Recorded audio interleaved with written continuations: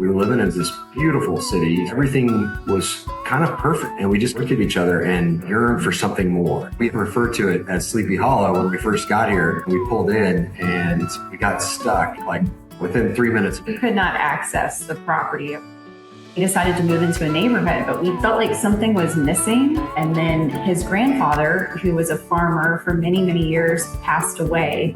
We had an opportunity to come and breathe life back into the farm. My grandfather was born on the next hill over and grew up here. My grandfather's failing health the last several years had kind of prevented him from really maintaining this property. There was absolutely nothing, no structures, no buildings. It was essentially abandoned. We first lived in an RV for 8 months, and they thought that was the coolest thing ever, camping out for 8 months. And then the farm life, the animals, our garden, all of that, they have been a part of that process, every step of that process alongside us, doing it with us. We have a little bit of history of flipping houses. We enjoyed that process of starting with nothing and just watching it transform before our eyes. We also hired the Amish to help us with that. And that was actually really neat, just getting to know them. And we're in a big Amish Mennonite community here. Being able to watch that process and then watch your vision come to life before your eyes has been really, really neat. It's nothing about health and wellness. So I kind of introduced him to this lifestyle of healthy living and eating. And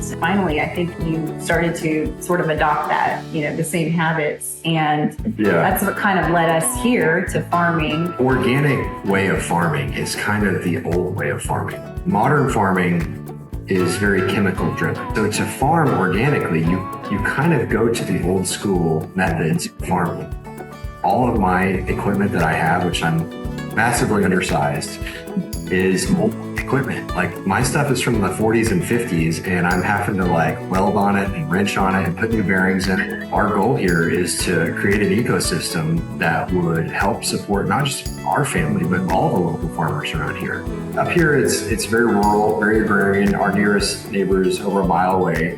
And it's just totally different. So life kind of slows down out here. It's 40 minutes to go to the grocery store. We just want a simpler lifestyle where we slow down and the little things become big things, like catching a frog or chasing fireflies. I think that really is American, kind of as American as it gets.